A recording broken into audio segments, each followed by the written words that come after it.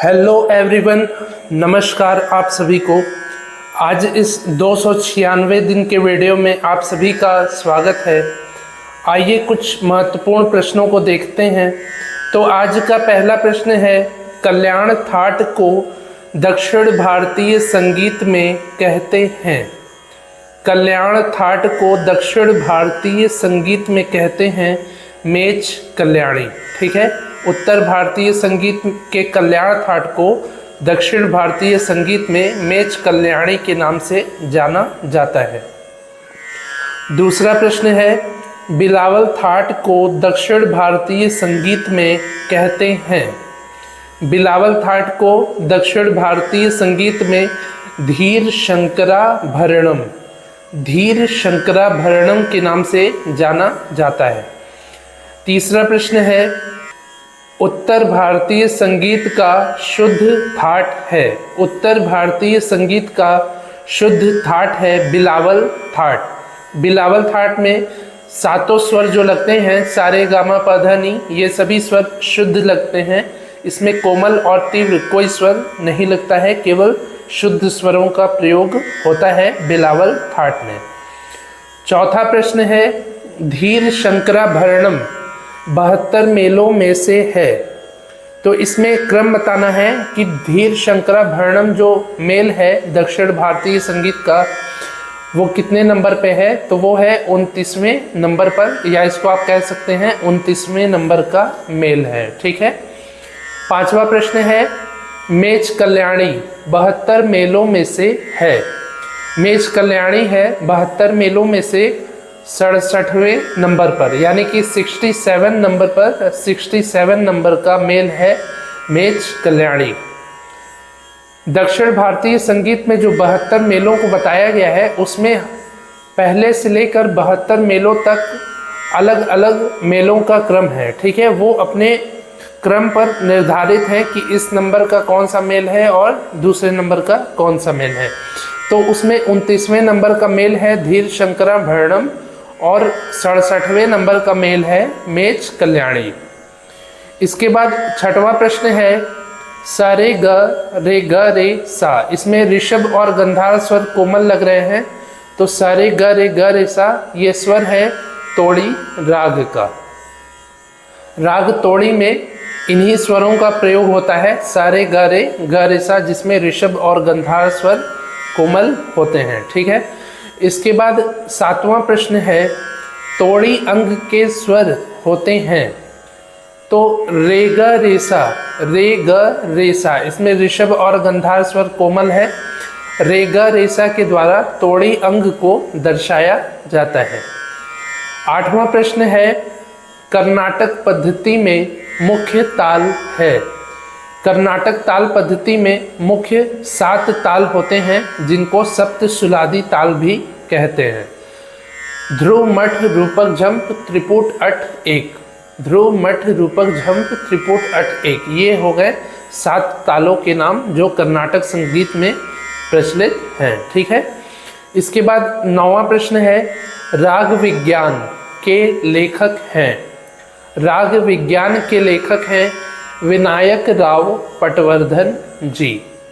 विनायक राव पटवर्धन जी राग विज्ञान के लेखक हैं। ठीक है। 10वां प्रश्न है, बलवंत राय भट्ट के गुरु हैं। बलवंत राय भट्ट जी के गुरु हैं ओंकार नाथ ठाकुर जी। ओंकार नाथ ठाकुर जी जो है वो गुरु हैं बलवंत राय भट्ट जी के। 11वां प्रश्न है, पंडित ओंकार नाथ ठाकुर जी के गुरु हैं।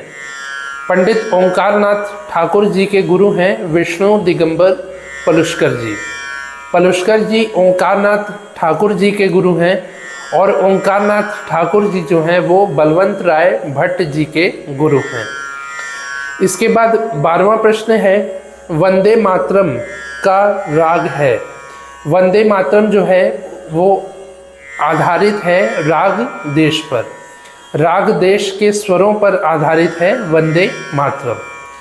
13वां प्रश्न है, भातखंडे विश्वविद्यालय स्थित है। भातखंडे विश्वविद्यालय स्थित है लखनऊ में। लखनऊ में भातखंडे संगीत विश्वविद्यालय स्थित है।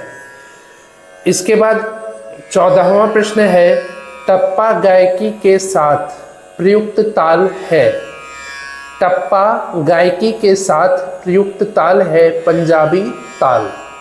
पंजाबी ताल जो है वो टप्पा गायकी के साथ प्रयोग किया जाता है, और टप्पा गायकी जो है ये पंजाब की गायकी है। पंजाब के कबीलों के द्वारा, जो पंजाब में रहते हैं उन लोगों के द्वारा इस गायकी को गाया जाता था और अभी भी गाया जाता है। ठीक है।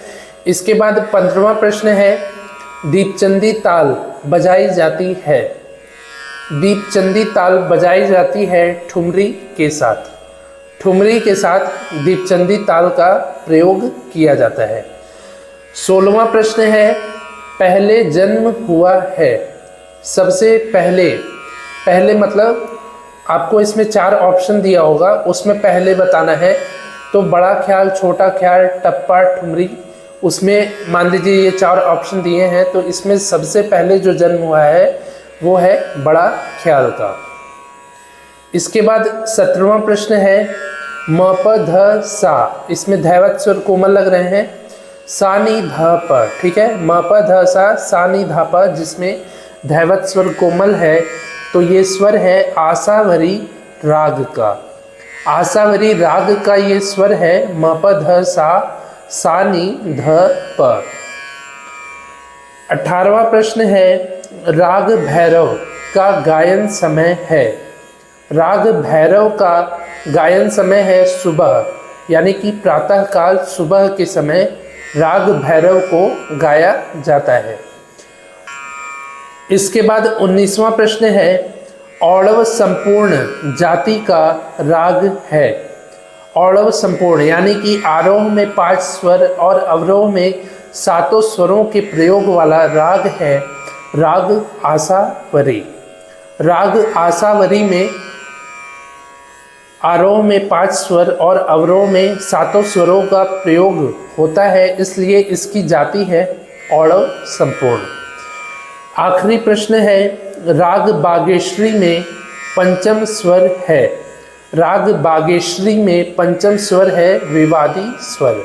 इसको विवादी स्वर के रूप में प्रयोग किया जाता है, पंचम स्वर को राग बागेश्वरी में। ठीक है, तो ये हो गए आज के 20 महत्वपूर्ण प्रश्न। उम्मीद है आप सभी को ये प्रश्न अच्छे से समझ में आए होंगे। यदि नहीं समझ में आए हो तो आप कमेंट में भी पूछ सकते हैं, और यदि समझ में आए हो तो आप इस वीडियो को लाइक करके हमें बता सकते हैं। आज ये 296 दिन का वीडियो मैंने बनाया है, जिसमें आपको मैंने 20 प्रश्न बताए हैं। इससे पहले मैंने 295 वीडियोज़ को बनाया है, जिसके प्लेलिस्ट का लिंक नीचे डिस्क्रिप्शन में है। उसमें भी मैंने ऐसे ही 20-20 महत्वपूर्ण प्रश्नों को बताया है, जो पिछली net JRF, KVS, NVS, TGT, PGT, ठीक है, DSSB, RPSC, इन सभी संगीत की प्रतियोगी परीक्षाओं में वे सभी प्रश्न उसमें पूछे गए हैं। तो ऐसे प्रश्नों को मैंने आज से पहले भी बताया है और आज भी बताया है। यदि आपने आज से पहले की वीडियोज़ को नहीं देखा है तो डिस्क्रिप्शन में दिए हुए प्लेलिस्ट के लिंक के माध्यम से आप पिछली सभी वीडियोज़ को देख सकते हैं। ठीक है, तो मिलते हैं ऐसे ही अगले नए वीडियो में। तब तक के लिए नमस्कार, धन्यवाद।